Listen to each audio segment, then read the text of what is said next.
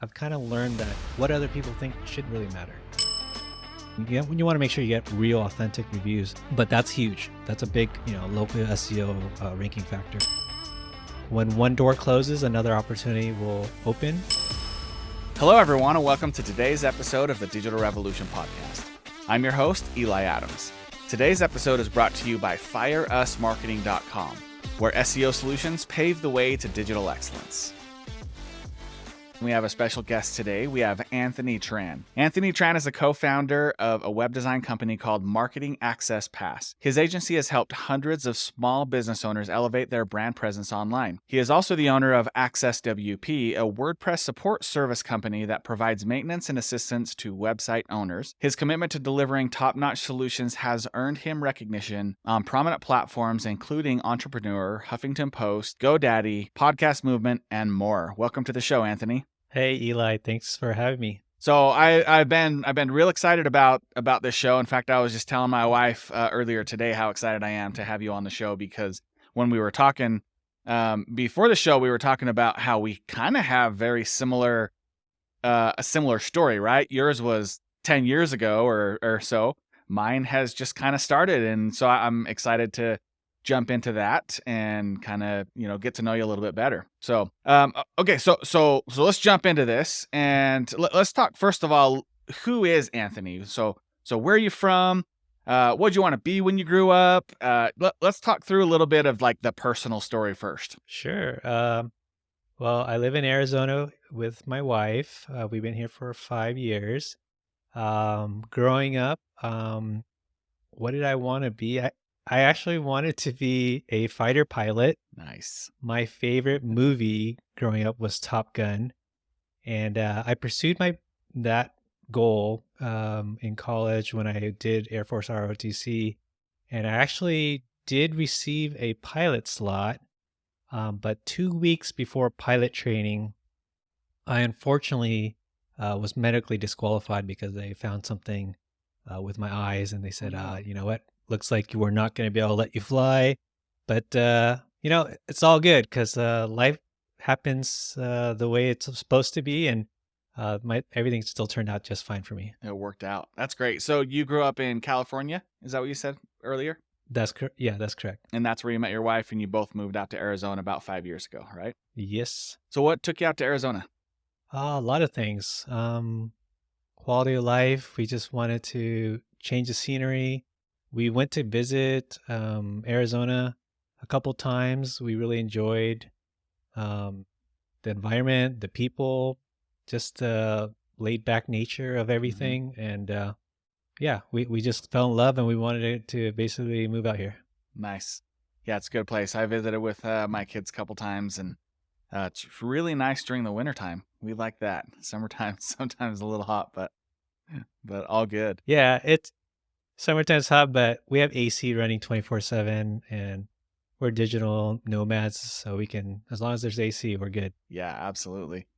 So speaking of your childhood, you wanted to be in the Air Force, and so tell me about like what made you want to be a pilot? Was there just watching Top Gun, and then from walk me through that thought process of okay, I saw Top Gun, wanted to be it, and then I wasn't. My dreams were crushed at that point. Walk me through how you felt there, and what were your steps to take you kind of beyond that? Well, the goal to be a fighter pilot, it has a lot of things. It was, I lived in El Toro or Lake Forest, California back then, and there was a Marine Air Base there, and they always had every year the annual air show. Mm-hmm. So me and my dad, and we would always go to the air show, and I just loved watching the jets fly, just to be able to serve your country. And I was in the Air Force for 3 years. Okay. Served active duty. And anyways, I basically really wanted to give back to my country because it's given so much to my family and I. And it checked a lot of boxes. It was like the great education, training, the discipline, the leadership, the honor, to be able to serve and be able to do something cool, like flying planes sounds like a really great deal too. So it was kind of it checked all the boxes for me. But yeah, as far as getting my dreams crushed. It was hard. I'm not gonna lie. It was something I worked hard towards for 4 years. Mm-hmm. Did a lot of training, took a lot of tests, really had to work my way up to be able to get that opportunity and to be able to have it taken away in an instant. Yeah. Was very crushing, and I had to take a step back, reevaluate the situation, and said, you know what, it's all good. Like when one door closes, another opportunity will open, Yeah. and of course, life does not end. Things continue to move forward, and yeah, things are all good. But yeah, of course, at the time, I was of course very disappointed. Yeah. Um, but luckily, I had a lot of friends and family to provide me that emotional support to get through that time. Yeah. So how old were you at that point? I was 22. Man, that's some pretty mature thinking for a 22-year-old. So good for you. I'm glad you had that family support to help you think through that. Yeah, I was surrounded by good people. Yeah. Yeah. I know, I've listened to a lot of podcasts throughout my life, and a lot of successful people I feel like have something similar, like a pivotal moment that really makes them like choose, do I go this way or go this way? And having, like you said, when one door closes, another one opens, a lot of times is the biggest benefit in your life, that new door that opens, right? I think about Ed Milet. I'm not sure if you listen to him, but I have a similar story to him with baseball. He thought he was gonna go pro, and then he had an injury, and that's what made him take the next steps that made him who he is today, and super successful guy. I also thought I was gonna go pro in baseball, and it wasn't an injury; it was just lack of talent, I guess. For me, I went to play at college, and I thought, I thought I was all that in high school. Maybe I wasn't, but I went to college thinking this is gonna be easy, and I didn't make the team. And I look back now at that moment and where I would have gone if I would have made the team, is not it's not who I am today. It's not really who I would want to be. And so I can empathize with you going through that around a similar age too, where it was really devastating for quite some time. Luckily, like, I lined up my classes to be done at noon, and so I could go play baseball. And having all my classes done at noon, afternoon actually opened up all the opportunities that made me the person that I am today. So I'm grateful for that. So good for you for making that decision and going in the direction that you did. What made you go from there to getting into marketing? Where does that road cross? There's more to the story than if you're open to hearing it. Let's hear it. So basically, my original goal was to be a fighter pilot, serve 20 years, and retire. That was my original goal. Yeah. But since that didn't happen, I said, okay, well, I still can serve 4 years and then get out and try to climb the corporate ladder. So I said, okay, well, I am in the Air Force. I'm going to serve as a logistics officer, and at nighttime, I'll work towards getting my MBA, which the Air Force paid for. So I said, I'm going to take this opportunity of education and use that to help me land a good job when I get out. Mm-hmm. And so that's what I did. And as soon as my time was up, I finished my graduate school. I got experience from the Air Force, and I went into the corporate world, and I went into an operations management position after the Air Force for an automotive company. And I got a lot of great experience from that. Took the leadership experience that I had from the Air Force and applied it to, corporate management. It didn't all transition perfectly. There was definitely some learning curve to work in civilian, but I learned a lot, and it was a good experience.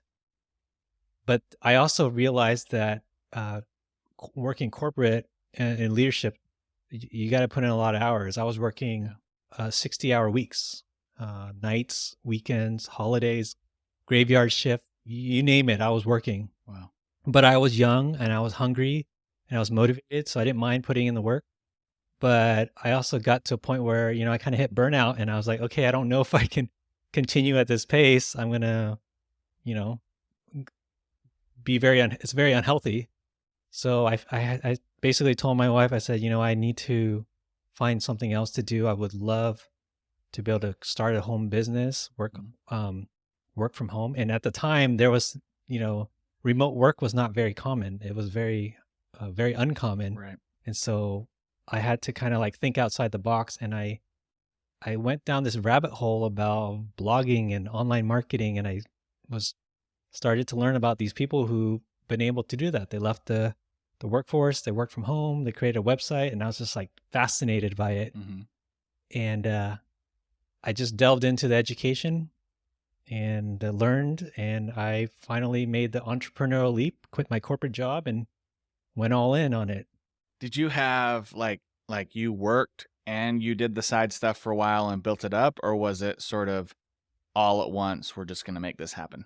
I would say it was about 3 years of me taking online courses, reading a lot of books. I went to conferences, tried to build stuff and break stuff. I was making these archaic websites at the time and just trying to figure it out. Mm-hmm. But yeah, it took me like 3 years to kind of just keep every opportunity I had after work or free time I had, I would really just dive into it. I was so excited about the opportunity, and I just wouldn't let it go. And so when I approached my wife about, hey, I want to quit my job, my full-time job, and I want to be a podcaster.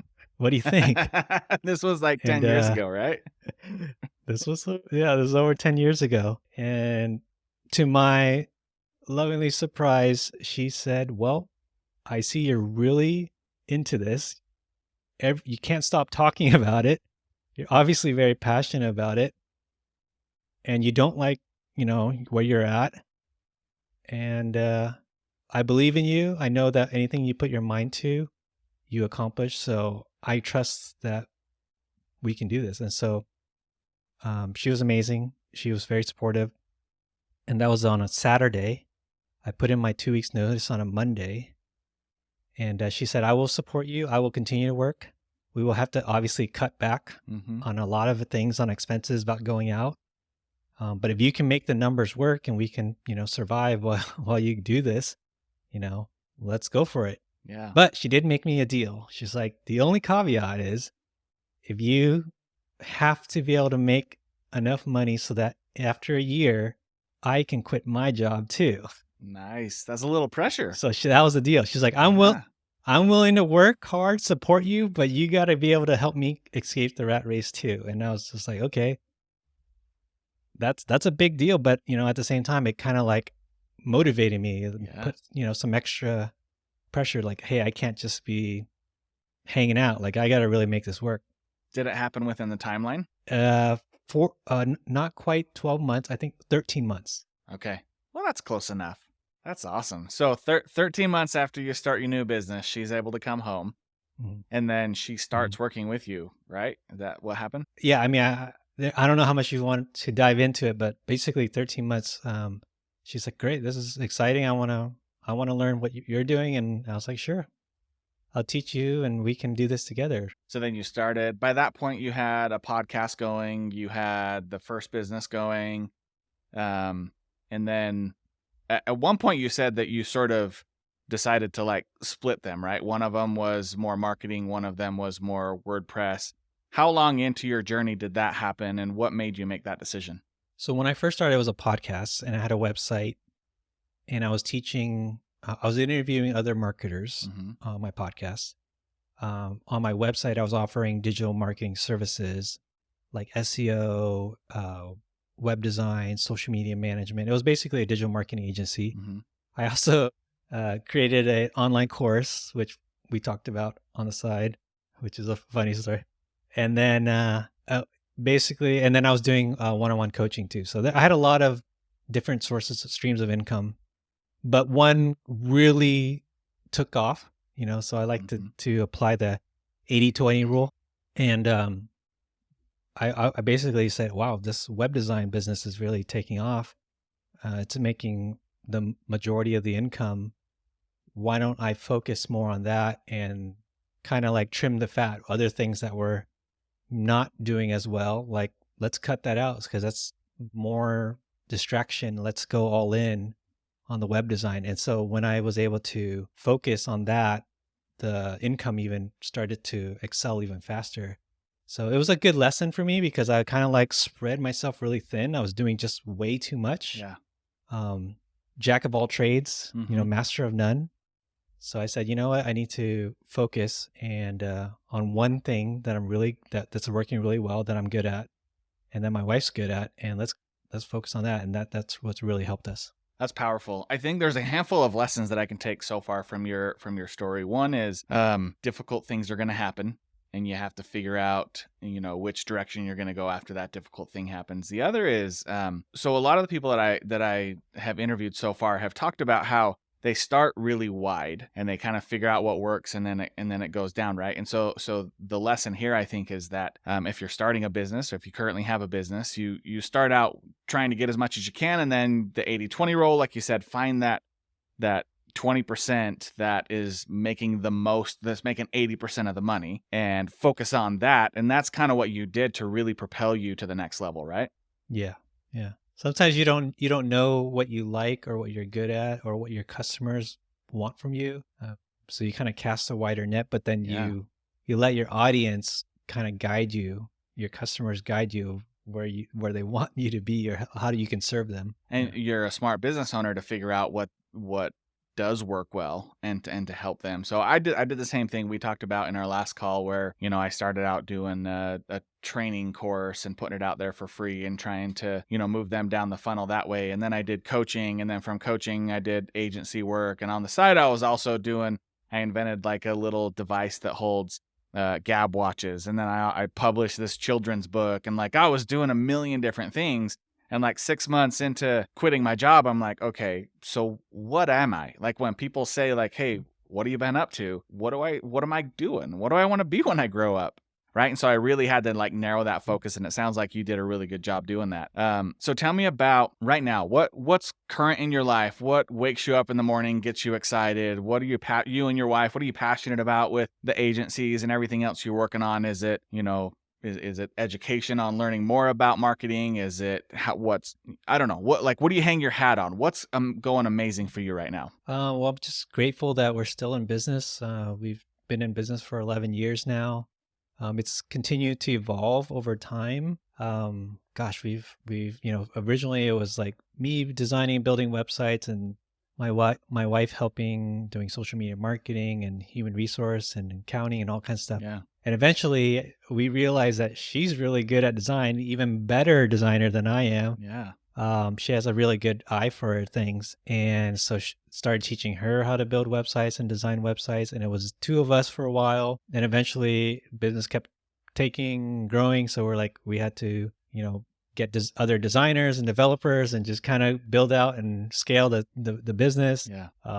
And then 5 years ago, she was doing such a good job of managing the team and running and all the client projects. And I said, wow, you really got this down. Like, I feel like it's a good opportunity for me to kind of step out not be so Yeah. involved in the business. Like I'll still help out where needed, but it kind of gave me some flexibility to kind of explore other options.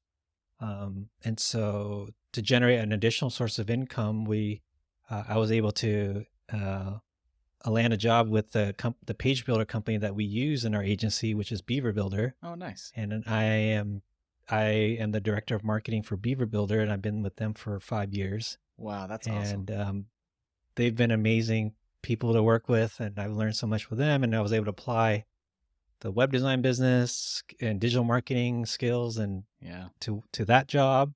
So, and then also in between all of that, I also realized that, website owners not only need a website built, but they want someone to maintain and support them after it's built. And so I created a WordPress support business where we have developers that can maintain, update plugins, update WordPress, and provide help with support requests for WordPress owners. So yeah, we just had multiple streams of income, and but it's all still within the same family of WordPress, digital marketing, websites, things like that. You think, like thinking about your childhood and all that, was there something that happened as a child that made you be really good at like having that creative mind? And like, did your parents ever have you journal, or Was there something that you learned as a kid that you feel like gave you the creative, strategic skills you have today? Or did that come later? Yeah, I think it came from lot of different sources. Growing up, my grandfather he's an amazing artist in sculpture, and a lot of that natural ability. Luckily, I was kind of born with some of that natural ability. So Mm-hmm. at a young age, I was drawing a lot. I did sculptures. I actually got a scholarship to go to an art college Oh, back in wow. the day, but I didn't pursue that because back then, it was hard to kind of like transition to a career in art. Yeah. Nowadays with YouTube and social media, man, people with art abilities can do Do good well. things. Yeah, for sure. Yeah. So back then I was like, okay, maybe I would be interested in doing something creative, but I didn't know how I could apply that.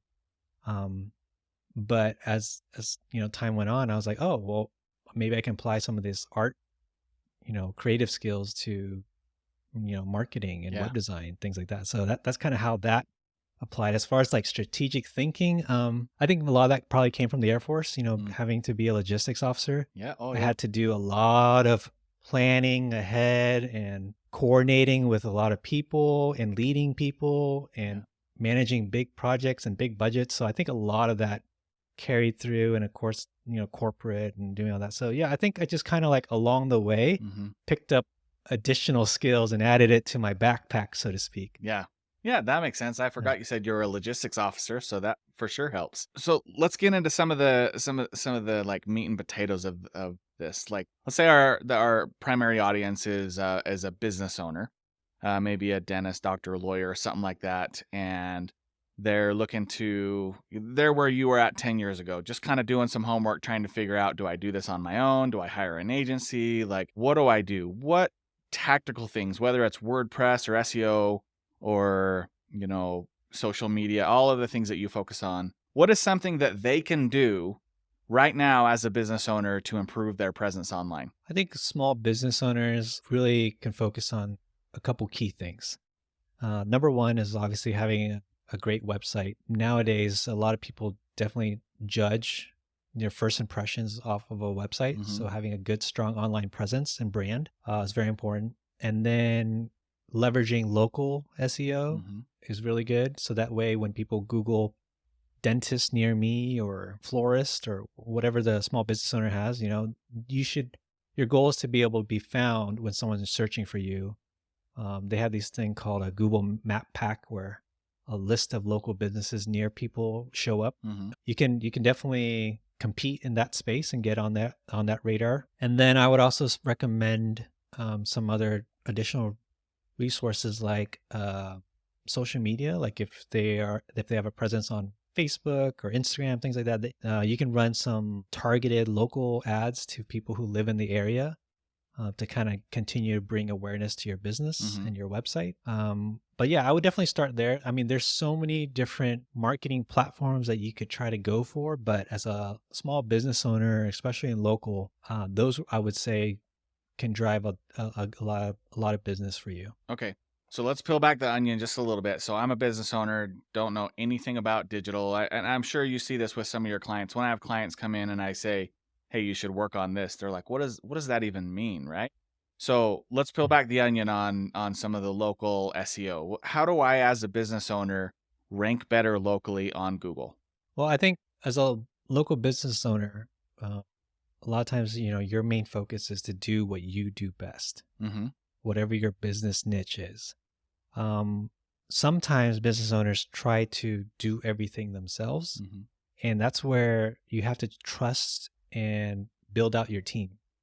So if you can find a good digital marketer, a local SEO person, a good WordPress website person, so that you can rely on to focus on all the marketing tactical stuff, Mm-hmm. it'll allow you to focus on running your business Mm-hmm. and catering, helping your customers. I think that's sometimes that's a mistake for some business owners is they try to bootstrap everything. And so they feel like they have to do everything themselves. Yeah. And in a way, um, it's okay to do that in the beginning, but eventually you have to get to a point to scale and to trust others to be able to do what they do best. I forgot this, the quote, the saying is like, if you want to go fast, go alone. Hmm. But if you want to go far, go with a team. Oh, I love that. I don't know if that's exactly the right quote, but it's something along that line. Yeah. And I had to learn that as a business owner myself, that a lot in the beginning, I was trying to do everything myself. And I felt like I had to learn everything myself. Yeah. If I could have done it all over again, I would have learned a few things that I really enjoy learning and that I'm good at, and then hire and grow a team that specializes in other areas of the business Mm-hmm. so that I can focus on what I do best. It's all the same. It's all the 80-20 rule, right? Like, otherwise you get burnout, and you are the bottleneck. You eventually will tap out because you can't do everything. Right. Yeah. But if they did want to dive into it and they wanted to learn themselves, then yeah, there's a lot of, YouTube is such a great resource. You can learn pretty much anything on YouTube these days, or just Google.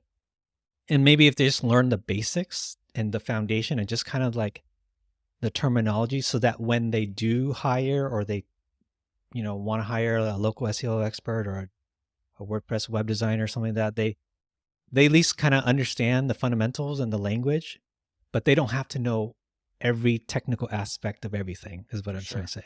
In some of the other podcasts, I've talked about how user experience should be number one, right? With all SEO technical things, there's a lot of different things you can do on the website that's pretty technical. And as a business owner, I don't think you're really expected to know all of that. So if you just focus on user experience on the website, just looking at the website from a customer's eyes and say, does this make sense? Does this answer the question that they're asking for? That'll get you most of the way there, right? And then, like you said, maybe go to YouTube or hire somebody to come in and help you figure out more of the technical stuff.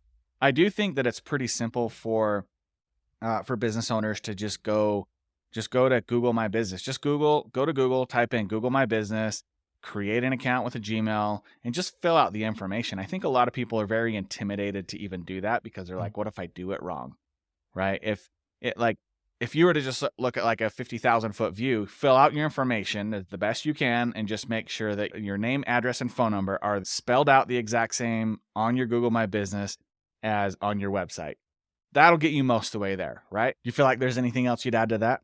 One thing that I've really had great success with for myself and clients as far as local SEO is building out service location pages. If you're a service-based business and you have and you can service a wide area, creating service location pages where, for example, if I'm in Arizona, I might be like, build a specific page for Chandler web design, or Gilbert web design, or dentists in Sun Valley, or like build the page specific to that location, because when people are searching, a lot of times they are searching for a specific city because they want to be able to work with someone close to them if they need to reach out. So that has really helped as far as for me and some of my other clients. That's interesting. So would you do that if you were a physical location like a dentist? Would you still build one for the surrounding cities that could drive 10 minutes to get to you? Or is that more of like a service-based business where you would talk to your clients online but still service most of the state? Like, does it work for both, or only the service-based side? You could do, like, if you are a specific brick and mortar location, then I would say, focus on driving a lot of the backlinks to that specific city. But you can create some location pages adjacent, because some people are willing to drive a little bit further if they know it's a really, really great business that has a lot of reviews. Yeah. So that's the other thing I would say could really help business owners, is those reviews. So anytime you create a Google business profile, you can collect reviews on your Google My Business page, and then also Yelp reviews. Also I can't tell you how much personally I use Yelp just to find restaurants that I like, or a dentist nearby. Like, I really value those reviews. When you want to make sure you get real, authentic reviews. but that's huge. That's a big, local SEO ranking factor. So that seems like a difficult thing for businesses to do. Are there tactics that you give to your customers when gathering reviews? Is it email campaigns? Is it just ask after they buy the donut, give them a QR code? Like, what has worked best with your clients to get those authentic reviews? Well, usually when we finish like a website project, that's a great time to ask, right? So you've done a great job. You've been working with this customer for a while and they had a great experience. It's a perfect opportunity to ask for, a small ask like, Yeah. hell, now that you've worked with us, it would really help us if you could just leave a few words and give us a review. That probably drives the most reviews because at that time, of course, they're excited, they're grateful, and they want to just return the favor. So when they're happy, not later. When they're happy. Exactly. And shortly after the service has been delivered too, right? Correct. And the other way too is if you didn't get their review initially after the project completion and you continue to service them, like for us, we have a lot of maintenance customers who we do web hosting and support for. So if they, in the future, 6 months, a year down the line, they request something, some assistance, maybe some big project or a little mini project they need your help with or need our help with, and they didn't leave an initial review, I might just kind of like piggyback after that project. I'd be like, oh, by the way, it would just really help us out if you could help us leave a few words and provide a review. And a lot of them are like, oh yeah, I totally forgot the first time, but thanks again for all your hard work recently. I'll be happy to leave you a review. Yeah, that's huge. Okay, so Google My Business, Yelp, get reviews. Anything else for that little piece there? Yeah, I mean, like I mentioned, you don't have to do it all yourself, but Eli, you shared a lot of great feedback and suggestions. Like, don't be intimidated by it. Feel free to like get started, and you can always have an expert or someone to kind of like polish it up for you after. But just getting started in the process with YouTube and everything, it is definitely possible to do it yourself too. Yeah, I love that. Tell me about what about WordPress? So I'm a business owner. I just built a website on WordPress, or maybe I don't have a website. Where do I start? How do I get on WordPress? Is it hard? Is that what you'd recommend? Obviously you would, because I recommend WordPress. I love WordPress. All my websites are built on WordPress.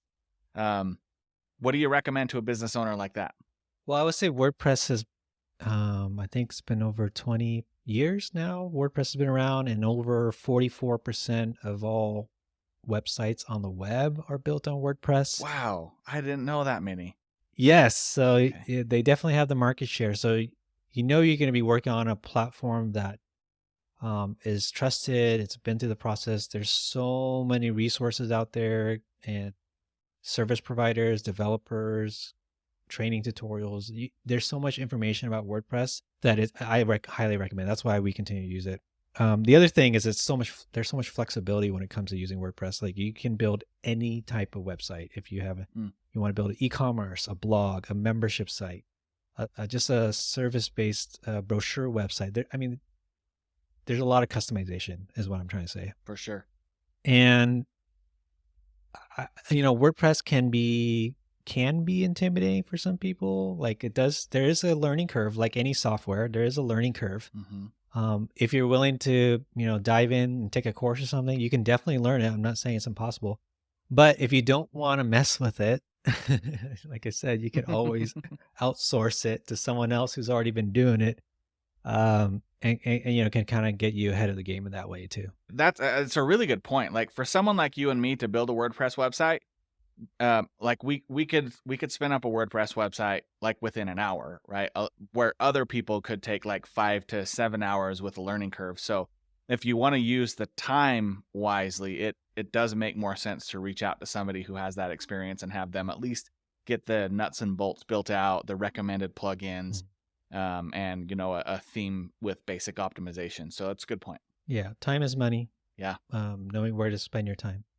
And I think I almost didn't answer one of your questions, which was like, what do you recommend to get started? Like, as far as like when you first build a website, it's really important to have, like for any web designer, they always need a couple of things. if you have like a logo Mm-hmm. that's helpful, because a lot of times when you're creating a logo, you're kind of developing your color scheme, your typography style, and just kind of like a basic essence of what you're looking for. So logo is really good. Any professional photos that you can take. So if you have a brick and mortar business, take professional photos of your facility or your business. If you're a coach, consultant, service provider, take some professional headshots. And nowadays Yeah. it's so much easier because like iPhone's camera quality is so good. You can get really high quality photos just from your phone. Yeah. So having quality photos is huge. Getting testimonials that you can put on your website is helpful. So if you have clients that you can get some testimonials from, and then having some basic content to provide to your designer, so that way they're not working with a blank slate. List create like an about page or about content, maybe some list what your services, what they offer, Yeah. and any digital marketer could also help you with the website copy, so you don't feel like you have to have the correct verbiage, but Yeah. provide them kind of the skeleton to work with. Yeah. So every website that I build, it has a homepage, it has a contact us page, it has an about page, it has a terms and conditions page and a privacy policy. And both of those, you really can just go to ChatGPT and say, here's what my business is about. For now, give me one. Like you can consult with lawyers later, but like you're not going to try to rank that content. So you just need to get some content up there, right? And then, like you said, services. And that's your skeleton. And then maybe the blog section.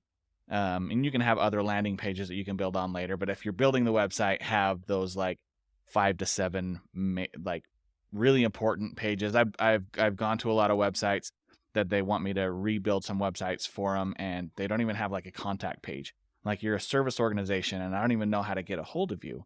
Like it's important to have some of those basics. Okay, so all great information. I love that tactical stuff. Where do you see in your skill set? Where do you see the future going?